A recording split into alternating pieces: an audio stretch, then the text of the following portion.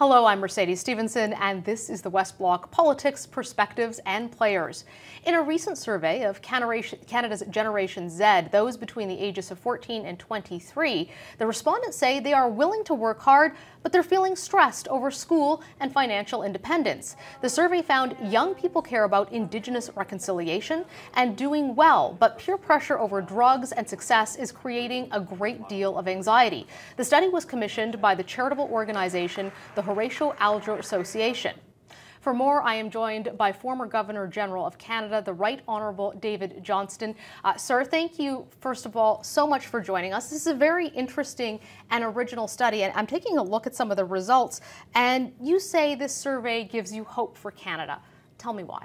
Well, it's a delight to be with you, Mercedes, and a delight to speak a little bit about voices of our youth. Yes, I find this very optimistic.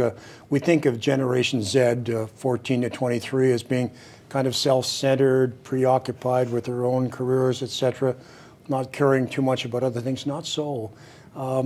First of all, that finding that you mentioned right at the outset, about 80% of them believe that that hard work is more important than luck.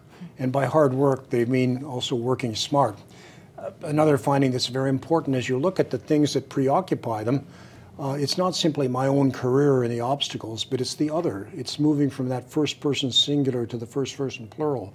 Real concern about affordable housing for all, real concern about racial inequality, real concern about homelessness and poverty.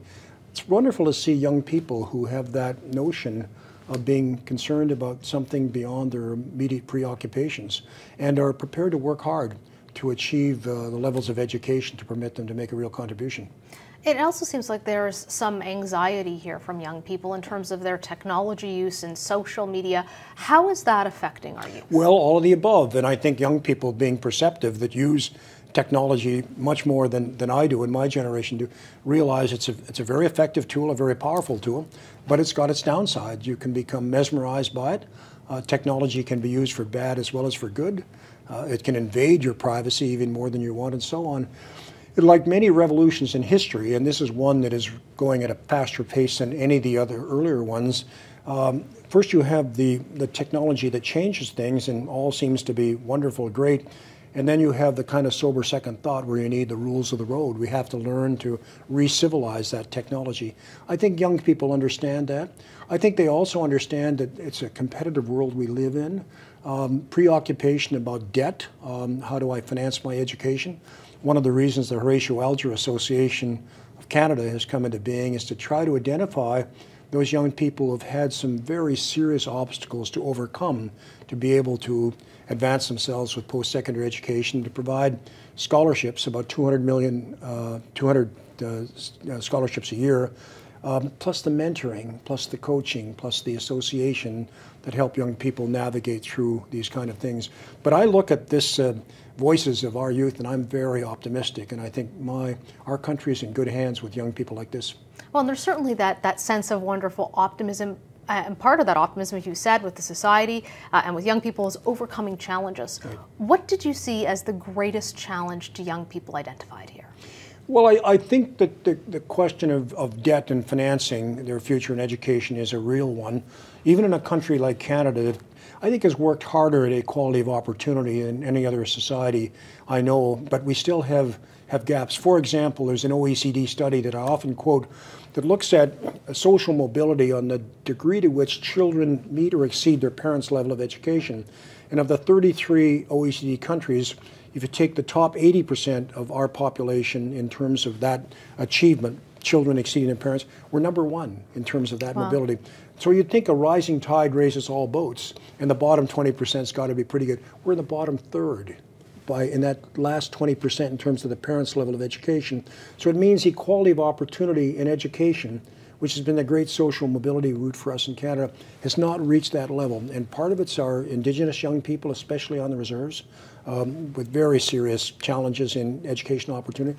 Partly it's areas in large cities with ghettos where you have one or two generations who have not been able to develop resilience, and it carries on. Those are the kinds of areas where I think we really have to work hard as Canadians, and through methods like this, hearing our young people, trying to provide appropriate solutions, through our student loan and grant programs and so on to try to be sure that equality of opportunity works for all. How prepared do young people feel they are to face these kinds of challenges? Well, if you look at what they say in Voices of Our Youth, I think pretty impressive. One, they're realists, that there are challenges and so on, but this notion of hard work is much more important than luck, although which is not what most people would assume about this generation. It would not, and in fact, luck is something you have to think about. If someone has had really bad luck, if you're in a home that's never had a book, and no thought that you'd ever go beyond high school, heavens, finishing high school, that's not a particularly attractive environment in which to say, I just work hard and I overcome. How do you find the roots out of that? I think that's important for us as a country, and it's nice to hear young people say this. But overwhelmingly, what comes through is a sense of resilience, that yes, there is stress, there is pressure, that's part of life. You try to manage it so it doesn't become the tipping point. The stress simply becomes too great, or if it does become beginning to be intolerable, that you find help to overcome that, to try to re-engineer your situation and so on. And I think young people are quite resilient in that respect, but above all, there's this interesting concern for the other. It's not simply I, me, it's we and how I develop my talents and make a contribution to the community beyond myself. What can we as a society and as a country do to equip this generation for the challenges they're facing and to help them meet with success? Well, the first answer I'd give to that would be reconciliation with our First Nations and Indigenous people, Mercedes. If we look at our history of this marvelous country, Canada, where equality of opportunity has been such a fundamental theme and where education for all has been an important ladder, that hasn't happened with our First Nations people. And the Truth and Reconciliation Commission gave us very important challenges, that it's a responsibility of all of us to be on the reconciliation path.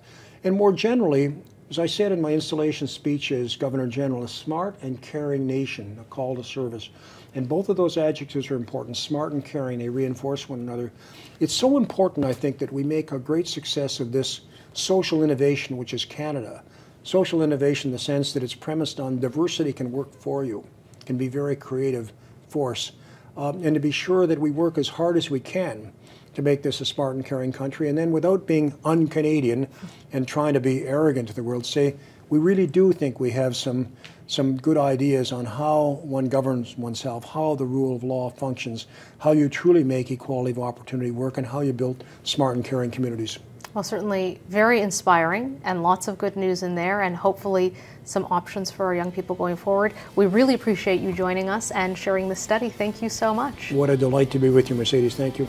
And that is David Johnston, former Governor General of Canada. We thank him for joining us. That's all the time we have for this week. I'm Mercedes Stephenson, and this is the West Block.